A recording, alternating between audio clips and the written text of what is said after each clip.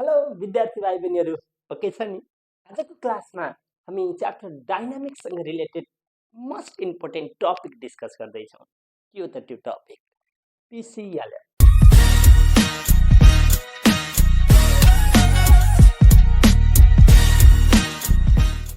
That is Principle of Conservation of Linear Momentum. के momentum? Linear momentum. First of all what do mean by linear momentum? के हो linear momentum भनेको? The product of mass and velocity of a body is called linear momentum. I mean, the quantity of motion contained on a body. के भने साथी? The quantity of motion contained on a body is called linear momentum. मैले बोर्डमा लेखिदिएको छु नि, the total quantity of motion possessed by a moving body is called linear momentum of the body. It is measured at the product of mass and velocity of the body. Generally it is denoted by p vector लेखेको छु नि. It means linear momentum is a vector quantity. के quantity? Vector quantity. That's why p vector is equal to mass into velocity. In magnitude p is equal to mass into velocity लेखेको छु साथी. अब हामी हाम्रो सुरु कुरोमा principle of conservation of linear मोमेन्टमको एक्सप्लेनेसनतिर जाउँ. फर्स्ट अफ अल हामीलाई स्टेटमेन्ट चाहिन्छ. के हो त PCLM को statement? The total linear momentum of an isolated system of interacting particle is constant. That is, if no any external force. के भने साथी मैले? If no any external force is acting on the system, then total linear momentum before collision is equal to total linear momentum after collision. मैले यसलाई यसो गरेँ, OR भनेर लेखेँ. यसको अर्को स्टेटमेन्ट लेखेँ है त. If no any external force, के भनौँ त, is acting on the system. If no any external force is acting on the system, TSEN, then के हुनु पर्यो? Then total linear momentum अनि के त राजी? BEFORE, before collision is equal to the के भन्नु पर्यो? Total linear momentum after collision. Linear momentum साथी के त? AFTER after COLLISION collision. That is के लेख्न पाइयो राजा? M1U1 plus M2U2 is equal to के लेख्न पाइयो? M1V1 plus कति त राजी? M2V2 लेख्न पाइयो. यो के हो त? Total linear momentum before collision भनेको M1U1 plus M2U2, after collision भनेको M1V1 plus M2V2 हो. यो त हामीले प्रुभ गर्नु छ है त. यो त हामीले के गर्नु छ अरे? प्रुभ गर्नु छ. अब यसको डेरिवेसन गर्नु छ राजा. स्टेटमेन्ट आयो, if no any external force is acting on the system. के भने रे? If no any external force is acting on the system, then total linear momentum before collision is equal to the total linear momentum after collision है त. अब यसलाई डेरिवेसन गरौँ. यो डेरिवेसन भनेर लेखेँ है त. Derivation using Newton second and third law of motion भन्नुपर्छ. नभने पनि केही बिग्रनेवाला त छैन. यो बडी ए छ जसको मास यसो गरेँ मैले. यो ए नामको बडी छ, मास M1 छ. यो बी नामको बडी छ, यसको मास कति छ त? M2 छ. यो ए नामको बडी इनिसियल्ली U1 भेलोसिटीले गइरहेको छ. यो बी नामको बडी इनिसियल्ली U2 भेलोसिटीले गइरहेको छ. यो फिगरलाई मैले बिफोर COLLISION कोलाइजन भने. अब यो चाहिँ के हो त फेरि? DURING ड्युरिङ कोलाइजन हो. यो दुईवटा ठोकियो भनौँ. ठोकिसकेपछि एले बीतिर फोर्स एक्जर्ट गर्छ, बीले नि एतिर फोर्स एक्जर्ट गर्छ नि यसरी हैन त. यो force acting on B due to A भयो राजा, होइन त। अनि यतातिर चाहिँ के भयो त, force acting on A due to के भयो, बी भयो। यो ओके छ नि है। बीले एमा फोर्स एक्ट गर्यो, एले बीमा फोर्स एक्ट गर्यो, यसरी लेखेको छु। यो चाहिँ के कोलाइजन हो त फेरि, आफ्टर COLLISIN कोलाइजन हो। ठोकिसकेपछि यिनीहरू सेपरेट हुने भए। ए नामको अब्जेक्ट v1 भेलोसिटीले सेपरेट भयो, बी नामको अब्जेक्ट कति भेलोसिटीले सेपरेट भयो, v2 भेलोसिटीले सेपरेट भयो। अब यसको फिगरको नाम लेखेँ, figure showing SHOWING, showing collision of two different object, collision of TWO2 DIFFERENT,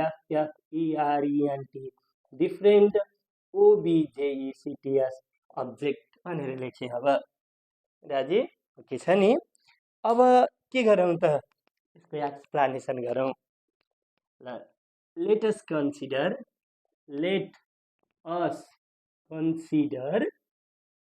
TWO2 object के त राजी, let us consider two object A and B SAVING having के त initial, let us consider two object A and B moving with having mass भनेला, having MASS mass M1 and कति त M2, अनि के नि M1 and M2 moving with कति नि इनिशियल भेलोसिटी U1 and के नि U2 है, U1 and U2 ब्राकेटमा के गरे त U1 greater than U2 respectively लेखेँ। राजी मैले यो U1 ग्रेटर देन U2 चाहिँ किन लेखेको भन्न सक्छौ? यदि U1 चाहिँ U2 भन्दा ग्रेटर भएन भने यो दुईटा त ठोकिँदैन। धेरै भेलोसिटीले U2 गएको रहेछ भने त गएको गाई गर्छ, यसले भेट्टाउँदैन। त्यही भएर U1 ग्रेटर देन U2 लेखेको respectively, such that THEIR their, such that their respective final velocity AFTER after collision R कति हुनु पर्यो त v1 and कति नि v2 याज के त राजी सोन इन के भने मैले फिगर भने यसरी v1 and v2 याज सोन इन फिगर भने। अब यो यतापट्टिको मेटिदिन्छु म। अब यसलाई कसरी इजी बनाउन सकिन्छ, हामी इजी फिजिक्समा कनेक्सन भएका छौँ, त्यही भएर इजिली कसरी पर्सिभ गर्न सकिन्छ हरेक कुरा त्यो वेमा जानेछौँ। यहाँसम्म मैले ल्याङ्ग्वेजको पाटो लेखेँ।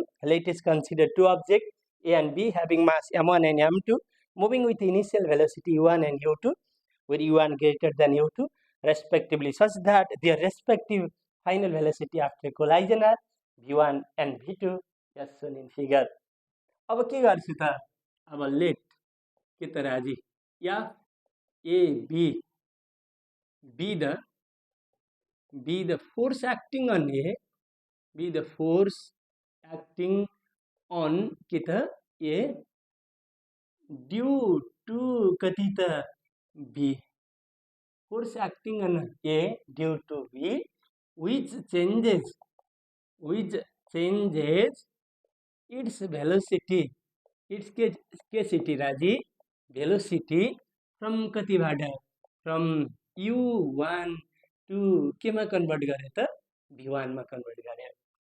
So from Newton second law of motion, so from मैले के भने त न्यूटन्स के ल सेकेन्ड ल अफ के छन् मोसनबाट, न्यूटन सेकेन्ड ल अफ मोसनबाट force acting on A due to B, I mean force भनेको CHANGE change in momentum, change in के अरे मोमेन्टम इन ए बाई के त बाई बी अपन के टेकन त टाइम TAKEN टेकन लेखेँ। अझै मैले यो सजिलो बनाउन यसो गरेँ क्या, एफएबी भने त change in momentum in A हो नि त। m1 a1 लेखेँ, force is equal to m into A. हामीले जिन्दगीमा पहिलोचोटि जानेको साइन्सको फर्मुला हो नि अघि, F is equal to M A. अझै यसलाई कसरी लेख्न सकियो त? एफएबी इज इक्वल टु राजा m1 कति त v1 minus u1 by time taken T लेखेर यसलाई इक्वेसन आई बनाउन सकियो यसरी। FAB is equal to m1 v1 minus u1 by time taken T. अझै मैले के भने त अब सिमिलरली भन्ने छु। सिमिलरली के भन्ने छु? F B A B the के नि राजी force acting on FAB B the force acting on B due to के नि ए which changes which changes changes its velocity from कतिदेखि कतिसम्म? फ्रम यु टु के सम्म त राजा? v2 सम्म। सो के ल अफ मोसन त? सो फ्रम के ल भन्ने अरे Newton's second law of motion अनुसार second law of MOTION motion अनुसार है। अब त्यसपछि मैले यताको पार्ट मेटिदिएँ, यो पार्ट मेटिदिएँ है त। यो ऐनैदेखि देखाएका छौँ, यो पार्ट मेटिदिएँ मैले। Newton second law of motion अनुसार यो नि मेट्छु ल, मेटेँ। के हुनु पर्यो त भन्दाखेरि Newton second law of motion अनुसार के लेख्नु पर्यो हामीले? FBA is equal to CHANGE change in momentum in B by कति त A. In A by B लेखेका थियौँ, अपन के टेकन त राजा? टाइम टेकन लेख्न पाइयो यसरी।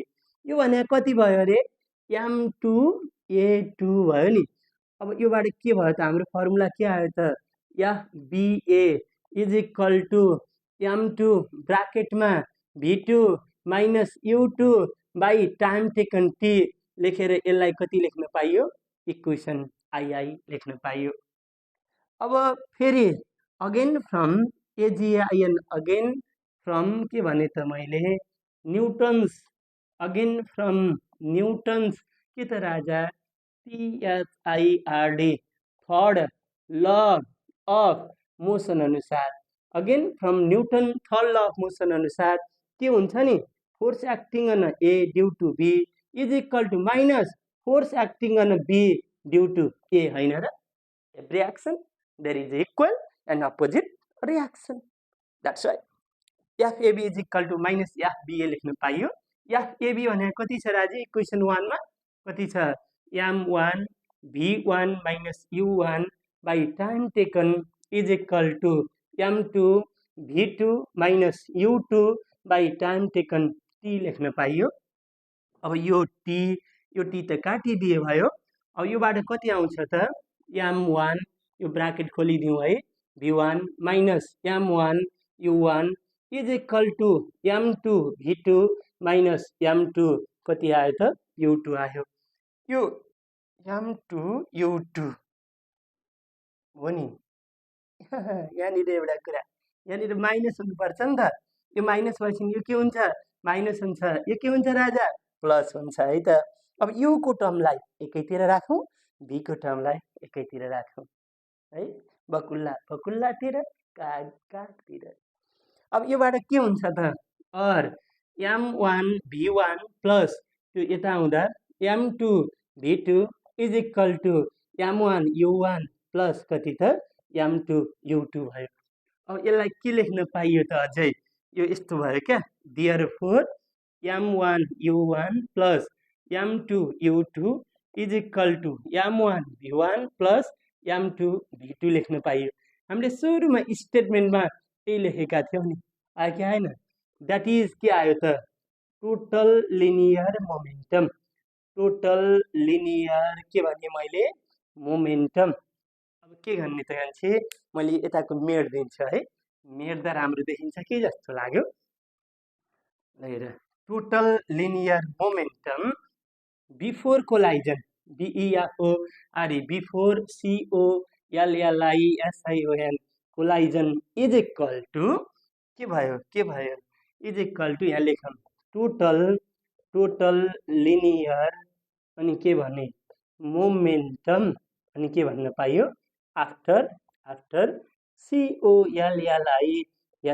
कोलाइजन प्रुफ भयो कि भएन त PCLM प्रुफ भयो भएन के गाह्रो अप्ठ्यारो छ त छैन नि है दुईटा इक्वेसन याद गर्नु पर्यो FAB with the force acting on A due to B FBA with the force acting on B due to A दुईटा इक्वेसन आउँछ फ्रम न्युटन थर्ड ल लगाउने FAB is equal to minus FBA गर्ने solve गर्ने answer आउँछ अझै थप्छु है त म अझै यसमा केही कुराहरू याद गर्न चाहन्छु यसलाई त मेट्याएँ त साथी मेट्याएँ देखिन्छ नि स्क्रिनमा देखिन्छ ल यसलाई मेटिदिन्छु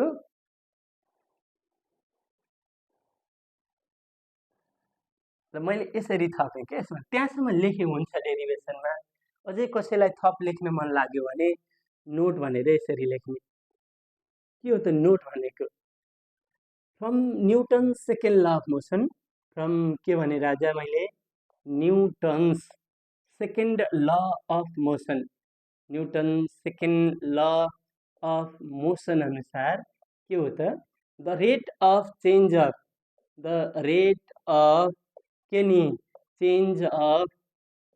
of change of linear momentum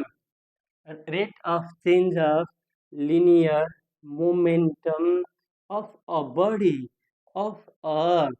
body is called के हो त राजा is called FORCE force हो that is force is equal to कति लेख्न पाइन्छ dP/dt लेख्न पाइन्छ the total linear momentum of an isolated system of interacting particle is a constant since के भने त if no any external के राजा force if no any external force is के भने मैले acting on the SYSTEM सिस्टममा एक्सटर्नल फोर्स एक्ट भएको छैन भने F इज इक्वल टु कति लेख्न पाइयो 0 अब योबाट कति आयो त सो कति 0 इज इक्वल टु dP/dt आयो मैले यो कुरा सम्झाउँछु derivative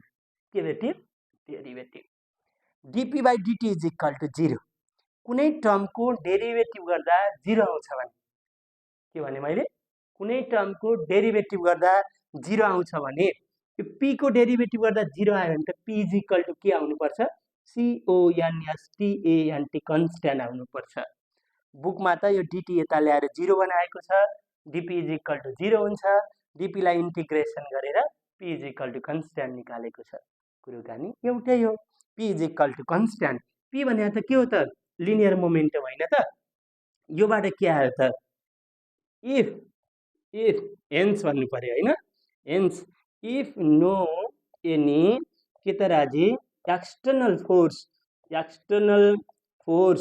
is acting on the system if no any external force is acting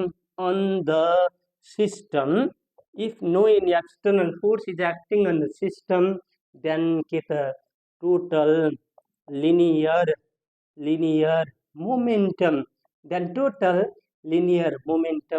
remains के भन्न पाइयो हामीले CONSTANT कन्स्ट्यान्ट भयो विद्यार्थी भाइ बहिनीहरु के गाह्रो अप्ठ्यारो छ त छैन के छ त इजी फिजिक्सलाई माया गर्न नबिर्सिनु होला like comment share and subscribe तिमीहरुको भागको कुरा रह्यो थप अरु क्वेशनहरु सल्भ गरेर तिमीलाई भिडियो सिक्नु होला बाइ